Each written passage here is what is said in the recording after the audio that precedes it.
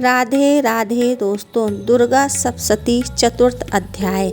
महर्षि बोले, उस दुष्टात्मा परम बलशाली महिषासुर और उसकी सेना को देवी ने मार डाला। तब समस्त इंद्रादिक देवगण प्रसन्न हो सिर और मस्तक झुकाकर भगवती की स्तुति करने लगे। जिन भगवती की ही शक्ति से यह संपूर्ण विश्व उत्पन्न हुआ है और जिसकी समस्त सेना व महर्षिगण पूजा करते हैं, ऐसी जगदम्बिका को हम सब भक्ति पूर्वक प्रणाम करते हैं। वह हमारा कल्याण करे। ब्रह्मा, विष्णु और शंकर भी जिसके अतुलनीय प्रभाव और शक्ति का वर्णन नहीं कर सकते, वह चंडिका देवी विश्व का पालन करे तथा अशुभ भय का विनाश करने को तैयार होवे। जो पुण्यात्मा है उनके घर में आप लक्ष्मी का रूप हो, पापियों के यहाँ दरिद्र रूप हो, शुद्ध बुद्धि वालों के हृदय में बुद्धि का रूप, श्रेष्ठ मनुष्य के यहाँ श्रद्धा रूप और सत्कुल में उत्पन्न होने वाले के यहाँ लज्जा स्वरूप हो। हे देवी, हम सब आपको नमस्कार करते हैं। हे भगवती, आप संपूर्ण जगत की रक्षा करो। आपके इस अचित रूप का, असुरों के संहार करने वाली शक्ति का तथा युद्ध में असुरों के साथ आपके अनेक प्रकार के चरित्रों का हम किस भांति वर्णन करें। आप त्रिगुणमयी होते हुए भी सारे संसार का हेतु हो। आप में दोष नहीं ज्ञात होते। ब्रह्मा, विष्णु और महादेव भी आपका पार पाने में असमर्थ हैं। आप ही सबका आश्रय हो। यह संपूर्ण विश्व आप ही का अंश मात्र है। आप ही अव्याकृत तथा परम प्रगति आदि शक्ति हो। हे देवी, समस्त यज्ञों में मंत्र रूप आपका नाम उच्चारण कर हवि देने से संपूर्ण देवता तृप्त हो जाते हैं। वह सुहा रूप आप ही हो।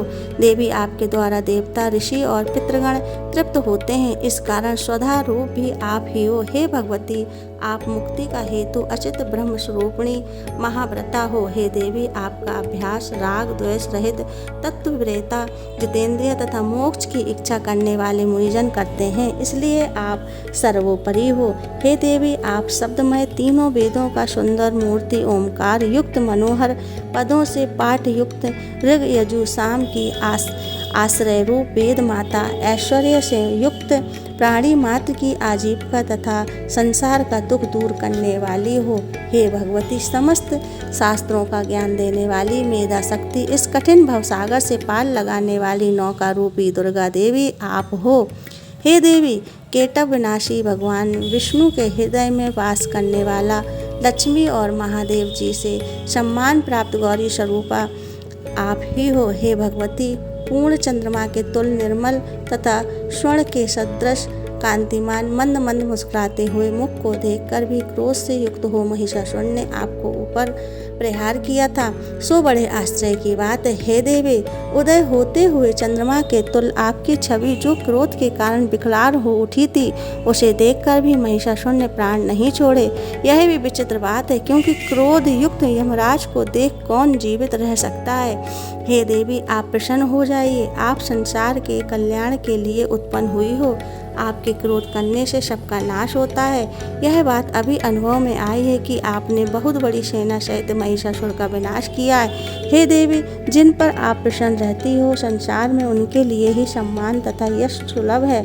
वे ही धर्मवीर हैं, धन्य हैं तथा स्त्री पुत्र दास आदि से संपन्न रहते हैं। हे देवी, आपकी कृपा से पुण्यशील पुरुष सदैव धर्म कार्य किया करते हैं और मृत्यु के बाद उन्हें स्वर्ग प्राप्त होता है। इस कारण हे देवी, आप त्रिलोक में अविष्ट मनवांचित फल की दाता हो। हे दुर्गे देवी, दुखी मनुष्य के स्मरण करने पर आप उनका संपूर्ण भय दूर कर देती हो। स्वस्थ पुरुषों के स्मरण करने पर उनको उत्तम बुद्धि देती हो। दरिद्रता के दुख और भय को नष्ट करने वाला तुम्हारे अलावा और कौन है, जिनका चित्त दूसरों के उपकार करने के लिए दया और परिपूर्ण है। हे देवी, इन असुरों को मारने से संसार में सुख हो और ये असुर नरक में रहने के निमित्त भले ही पाप करते रहे हों, परंतु युद्ध में मरकर ये स्वर्ग लोक को प्राप्त कर, इसीलिए आप इनको वध करती हो। हे देवी, संपूर्ण दैत्य आपको देखने मात्र से ही भस्म हो जाते हैं, किंतु आपने शस्त्र से इनका संहार इसी कारण किया कि पवित्र शस्त्र के प्रहार से असुरों को स्वर्ग मिलेगा। इस प्रकार शत्रुओं के लिए भी आपके कितने श्रेष्ठ विचार हैं। आपकी तलवार की उग्र प्रभा से और त्रिशूल की नोक की चमक से उन राक्षसों की आंख फूट नहीं गई, इसलिए कि किरण सहित चंद्रमा के सदृश आपका शीतल मुख उन्होंने देख लिया था। हे देवी, आपका शील दुराचारियों के दुराचार को दूर करने वाला है और उसकी समता नहीं है, और आपका स्वरूप अविचित्य है। आपका वीर पराक्रम देवताओं के बल और पराक्रम के हरण करने वाले असुरों का नाश करने वाला है।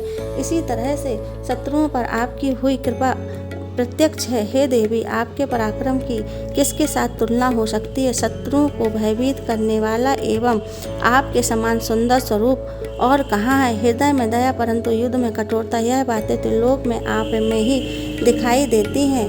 आपने युद्ध में शत्रुओं को मार करके तीनों लोकों की रक्षा कर उन असुरों को स्वर्ग पहुंचा दिया और उन्मत्त असुरों से हमें निर्भय कर दिया है। हम आपको नमस्कार करते हैं। हे देवी, त्रिशूल से हमारी रक्षा करो। हे अंबिके, इस खड़ग से हमारी रक्षा करो तथा घंटे की ध्वनि, धनुष की टंकार से हमारी रक्षा करो। चंड के पूर्व, पश्चिम, उत्तर, दक्षिण इन चारों दिशाओं में अपने इस त्रिशूल को घुमाकर हम सबकी रक्षा करो। तीनों लोक में आपके जो सुंदर तथा भयंकर रूप विचरते रहते हैं, उन सब रूपों से हमारी और पृथ्वी की रक्षा करो। हे अंबिके, आपके कर कमलों में खड़ग, शूल, गदा आदि शोभित हैं, उन सब से हमारी रक्षा करो। ऋषि बोले, जब देवताओं ने जगदम्बिका श्री दुर्गा देवी की नंदन वन से सुंदर पुष्पों तथा गंध चंदन से पूजा और स्तुति की और भक्ति भाव से सुगंधित धूपों से पूजन किया, तो देवी ने प्रसन्न होकर देवताओं से कहा, हे देवताओं, तुम लोग मनोवांछित वरदान मांगो। देवता बोले, आपने सब कुछ कर दिया, अब कुछ भी अवशिष्ट नहीं है। मातृश्री, आपने हमारे बैरी महिषासुर का नाश कर दिया। इस पर भी आप यदि हमें वरदान देना चाहती हो तो हे भगवती, आपत्ति के समय जब जब हम आपका स्मरण करें तब तब आप दर्शन देकर हमारे दुखों को दूर करना। और हे सुमुखी, जो कोई भी आपका स्मरण करे उसको धन, ऐश्वर्य, स्त्री, संतान आदि से परिपूर्ण करना और हम सब पर सदैव प्रसन्न रहना। ऋषि बोले, हे राजन, देवताओं ने समस्त जगत तथा स्वकल्याणकारी के लिए जब इस तरह प्रसन्न कर लिया तो भद्रकाली देवी ऐसा ही होगा, इस प्रकार कह उनके करके अंतर्ध्यान हो गई। हे राजन, समस्त जगत का कल्याण करने वाली भगवती जिस प्रकार समस्त देवताओं के शरीरों से उत्पन्न हुई थी, वह सब मैंने आपसे कह दिया। फिर पार्वती जी के शरीर से जगत की रक्षा और देवता का कल्याण करने वाली देवी कैसे प्रकट हुई, वह सब कथा मैं तुमसे कहती हूँ।